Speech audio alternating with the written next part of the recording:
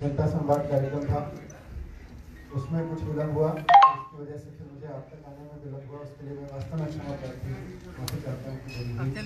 तहे दिल से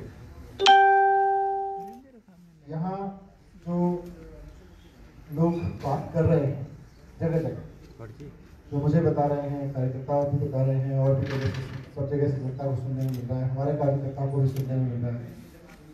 सबसे बड़ा मुद्दा यही है कि साहब, उत्तराखंड में 20 साल से जो गवर्नेंस का मॉडल चल रहा है, उसको लोग अब दिल्ली के 5 साल के गवर्नेंस मॉडल से कंपेयर कर रहे हैं। लोग कह रहे हैं कि साहब, अगर केजरीवाल जी केवल 5 साल में सरकार में रह के दिल्ली में अगर सरकारी स्कूलों को यहाँ तक ला सकते हैं कि वहां से बच्चे अब नीट और जेईई की परीक्षाएं दे रहे हैं, एक एक स्कूल से, कई स्कूल तो ऐसे हैं जहाँ 3-3, 4-4, पर एक स्कूल से 5 बच्चे सीधे आईआईटी में जा सकते हैं केवल 5 साल की मेहनत से। तो हमारे उत्तराखंड राज्य बनने के 20 साल बाद ऐसा क्यों नहीं हुआ? 20 साल बाद तक एक भी सरकारी स्कूल से ऐसी स्थिति क्यों नहीं हुई?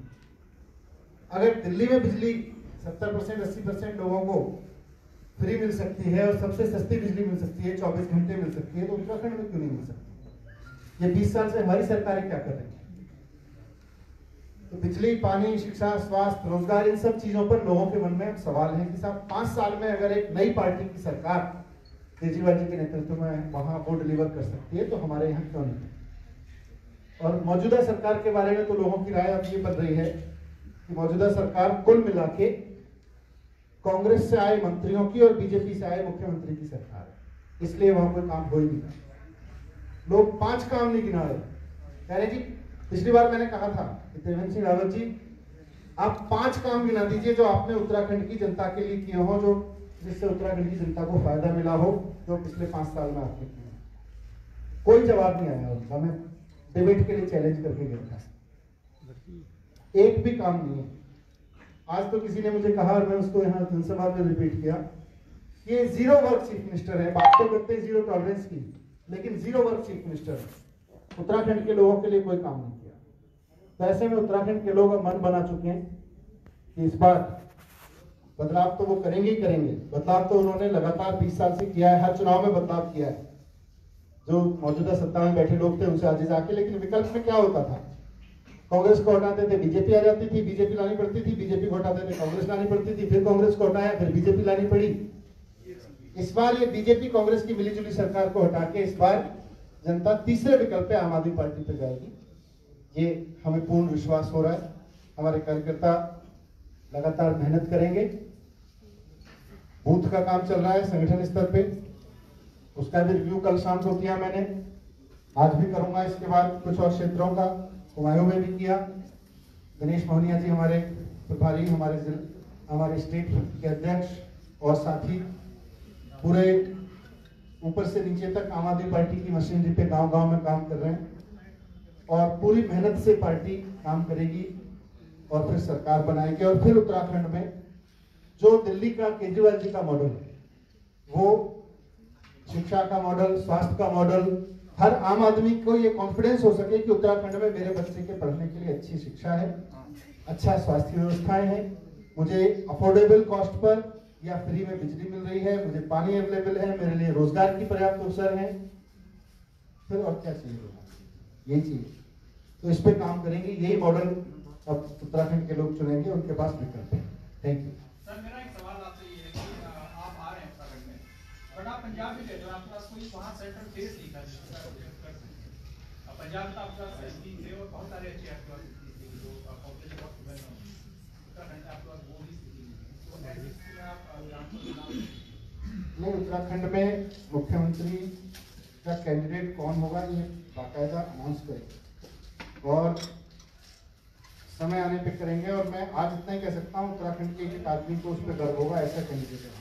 सर, आप लगातार शिक्षा की बात करते हैं, उत्तराखंड और दिल्ली के स्कूलों को आप कंपेयर करते हैं, लेकिन शिक्षा, रोजगार और प्लानिंग इंटरलिंक है उत्तराखंड में। तो आप किस तरह से, क्या आपका मॉडल रहेगा? क्योंकि दिल्ली में तो आपको बच्चे मिल जाएंगे पढ़ाने के लिए, लेकिन यहाँ पे गांव में आपको बच्चे नहीं मिलते। स्कूल है, टीचर है, उनकी तनख्वाह की है, लेकिन इस पे किस तरह से काम करेंगे?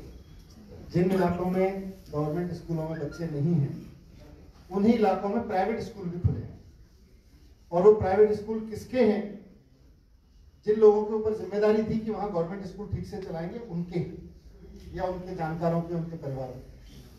तो अगर वहां गवर्नमेंट स्कूल ठीक कर दिए गए होते और वहां क्वालिटी एजुकेशन मिल रही होती तो आदमी उसे भागता नहीं।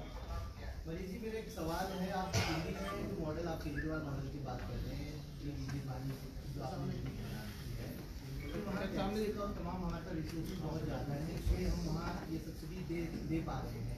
उत्तराखंड की स्थिति बिल्कुल अलग है, यहाँ हर बार कर्जा लेना पड़ता है या इस तरीके की रेवेन्यू और इसके सोर्सेज हमारे पास बहुत कम है। कि कैसे हम लोग मैनेज करेंगे, कैसे किस तरीके से आप लोग ये व्यवस्थाएं करेंगे? देखिए, लोग मेहनत करते हैं, लोग टैक्स देते हैं, उस टैक्स में चोरी होती है। दिल्ली में भी खूब होती थी, 25,000 करोड़ से 30,000 करोड़ बजट पहुंचा था हमसे पहले 5 साल में।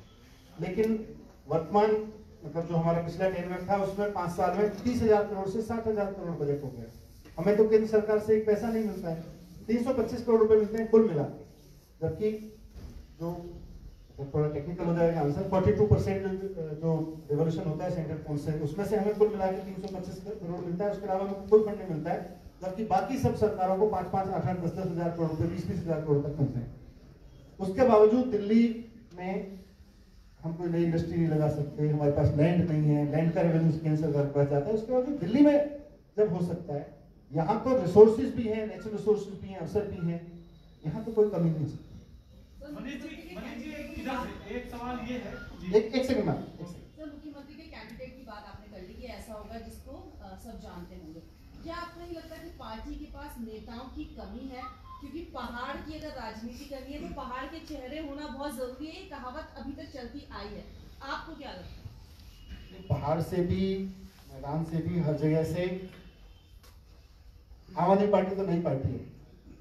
तो जब हम दिल्ली में पहला चुनाव लड़ रहे थे तो 1-2 लोग हम टीवी पे दिखते थे, बाकी सारे लोग मेरे साथ, प्रवीण बैठे हैं, ये भी अभी प्रवीण MLA है इत्तेफाक से वहां पर, और वहाँ एक नौकरी कर रहे थे एक प्राइवेट कंपनी में और आंदोलन में काम कर रहे थे, फिर पार्टी में काम करने लगे, MLA वहाँ पे 2 बार से। तो नेता तो कार्यकर्ताओं से निकलते हैं ना।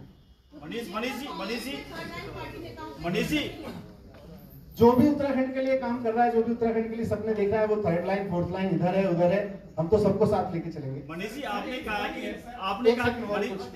मैंने आपको क्यों देखिए, पिछले 2-3 चुनाव में उत्तराखंड में करप्शन एक बहुत बड़ा मुद्दा रहा।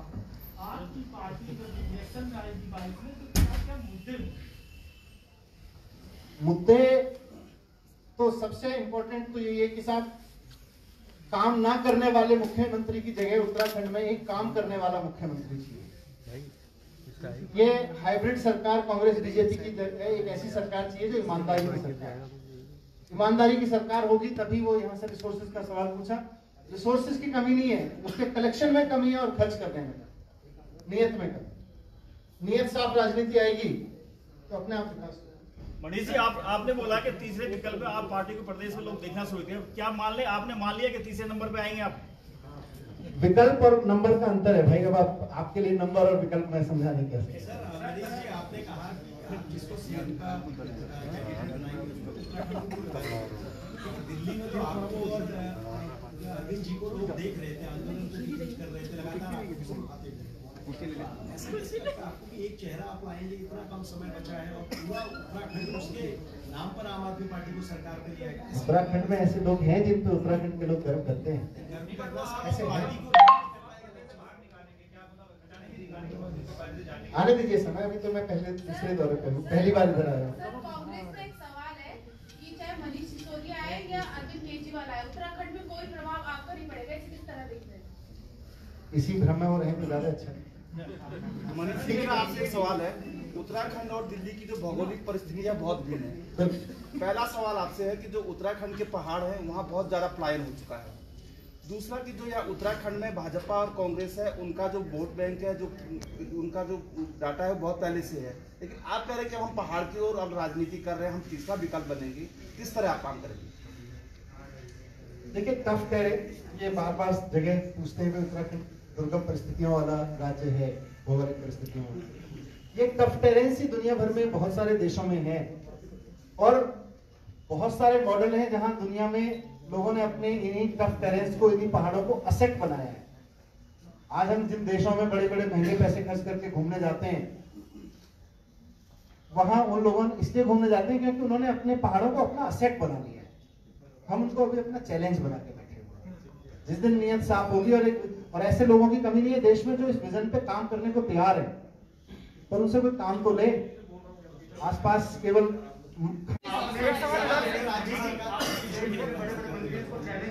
आम आदमी सेना के राष्ट्रीय अध्यक्ष उन्होंने चैलेंज किया कि अगर आपको डिबेट करनी है तो आप मेरे साथ डिबेट कीजिए। आम आदमी पार्टी जिस तरह से दिल्ली में काम कर रही है, आपने पानी की बात करी, इलेक्ट्रिसिटी की बात करी। आम आदमी सेना कहाँ पे, कौन सी सरकार में, जो आपकी कौन सी सरकार में? आम आदमी सेना खुद के राष्ट्रीय अध्यक्ष प्रभात कुमार। कौन सी सरकार में? सर छोड़ बहुत बेहतर काम किया है, चाहे पलायन रोक। इसीलिए मैंने कहा हो सकता है किया हो, और हो सकता है उत्तराखंड के लोगों की नॉलेज में ना हो। 5 काम खड़े होकर मुख्यमंत्री जी गिनाएं तो सही कि मैंने 5 साल में ये काम किए हैं, और मैं बहस करने को तैयार हूं उनसे कि भाई 5 काम से जनता को फायदा हुआ है कि नहीं हुआ। आइए बात करते हैं, काम की राजनीति करते हैं। हो सकता है कि वो बताए ना। फिर मुझे 1 हफ्ते से ज्यादा हो गया, पिछले हफ्ते में गया था, मैंने कहा था जी 5 काम गिना दो। जनता कह रही है 0 वर्क चीफ मिनिस्टर है हमारे पास, इस पर 5 काम तो गिनाओ मुख्यमंत्री जी कि आपने कौन से 5 काम किए हैं। इधर से एक सवाल है, बड़ी मेहनत ऐसा क्या प्लान है कि आप पहाड़ों के दुर्गम क्षेत्रों में बेहतर सिस्टम तो आपके पास वही रहेगा, क्या ऐसा क्या करेंगे कि जो शिक्षा की स्थिति बदल जाए? सिस्टम तो दिल्ली में भी वही था, वही टीचर्स थे जिनके पढ़ाने पे पहले 80% बच्चे मुश्किल से रो के 70% बच्चे पास होते थे, और IIT तो छोड़ दीजिए, ITI में एडमिशन नहीं होता था।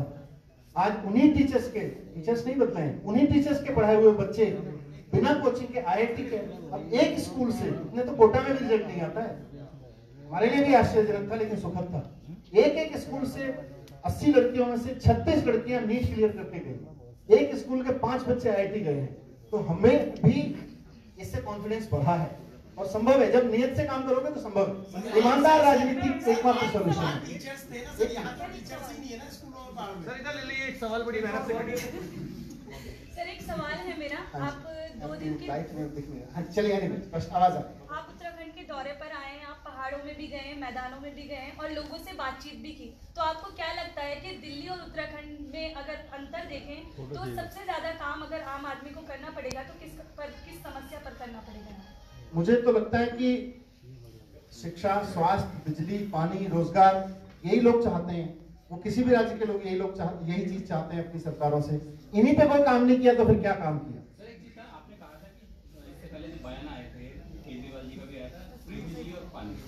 अगर मैं इसको छोड़ दूं तो आपके पास क्या एक पहला की है जिससे आप यहाँ पे चुनाव जीतने की सोच रहे हैं और सरकार बनाने की सोच रहे हैं, और नेक्स्ट जो लगातार आप आरोप लगातार आरोप लग रहे हैं, लगातार सवाल पूछ रहे हैं कि तमाम यहाँ पे सरकारों में काम नहीं हुआ सरकारें की, तो उसमें भी बहुत सारे चीजें तमाम सारी चीजें, आप इन चीजों फ्री को हटा के आपके पास की क्या है जो आप चुनाव जीतने की बात कर रहे हैं? आपने सूर्यधारा का नाम लिया तो ये बड़ा काम हो सकता है शायद। नहीं फ्री वही मैं कह रहा हूँ, ये लेक वाला है। हाँ, तो ये काम हुए कि जिस जगह कोई लेक बनानी थी या लेक का डेवलपमेंट करना था, उस जगह के आसपास की जमीनें पहले नेताओं और ब्यूरोक्रेट्स के परिवारों को चली गई, और फिर सरकारी खर्चे पर डेवलपमेंट करके उस इलाके का, उस वहां की लैंड कॉस्ट पे अब कुछ लोग ऐश करेंगे, कुछ गिने चुने परिवारों के नेताओं और ब्यूरोक्रेट्स के लोग। ये काम है।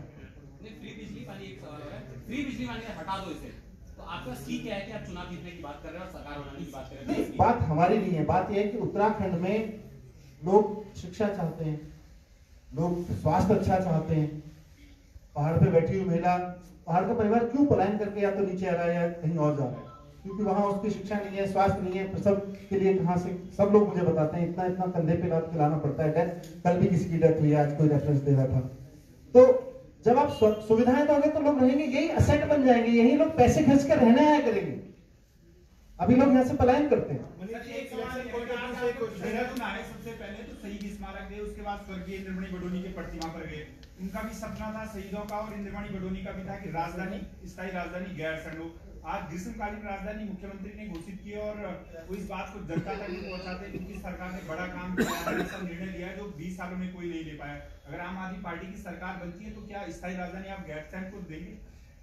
बिल्कुल मिलनी चाहिए अगर लोगों का सपना है। क्यों नहीं मिलना? मनीष जी, पर लोगों को स्कूल भी चाहिए, लोगों को अस्पताल भी चाहिए, लोगों को रोजगार भी चाहिए, लोगों को ऐसी शिक्षा भी चाहिए कि यहाँ का लड़का निकल के, यहाँ की लड़की अपने कॉलेज से निकल के नौकरी ढूंढने के लिए 5 नौकरियां जनरेट भी कर सके।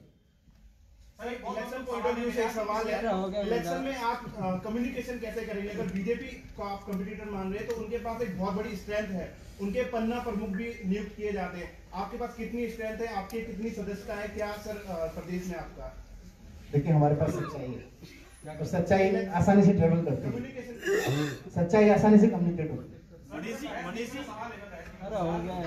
मनीष जी मेरा एक सवाल, मनीष जी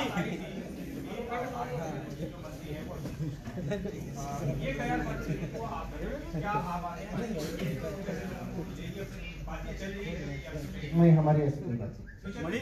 मनीष अभी कोई भी फ्यूचर पे मनीष जी एक अहम सवाल मेरा ये अहम सवाल है सर। मनीष जी मेरा एक अहम सवाल, मनीष जी हमारा इसमें ये कहना है कि हमने हमेशा से 3C का फॉर्मूला रखा है। हम करप्ट, कम्युनल और क्रिमिनल इन 3 लोगों को नहीं लेंगे। ये बिल्कुल स्टैटिक हमारी पॉलिसी शुरू से रही है और अब फिर उस बात पे आज भी कायम है। और अदर देन इसके जो भी, ऐसा तो नहीं है कि आम आदमी पार्टी ने कोई वॉशिंग मशीन लगा रखी है कि बीजेपी का करप्ट आदमी उधर से आके हमारे यहाँ आ गया और वो ठीक हो गया, ऐसा तो संभव नहीं। डिसाइड कैसे करेंगे करप्ट को, क्योंकि आरोप तो सभी पे लगते रहते हैं। देखिए ये आपको समझना पड़ेगा कि करप्शन के आरोपों की डेंसिटी क्या है। ये आपकी भी समझ है, मेरी भी समझ है। अब मैं किसी यहाँ के मंत्री का नाम ले लूं और आप ये कहेंगे कि वो करप्ट नहीं है तो आपको 10 पड़ेगी। तो ये तो जनता जब तय करती है कि कौन आदमी करप्ट है, कौन आदमी करप्ट नहीं है, ये जनता के भावनाओं से तय होता है। उसमें भी हमारा ये मानना है कि जो भी व्यक्ति जिन भी पार्टियों में अच्छी इमेज के साथ हैं उनका आम आदमी पार्टी में हमेशा स्वागत रहेगा, लेकिन कोई भी करप्ट, क्रिमिनल और कम्युनल आदमी को आम आदमी पार्टी में जगह। मनीष जी से एक सवाल, बहुत बहुत धन्यवाद। मनीष जी एक सवाल, मनीष जी एक सवाल।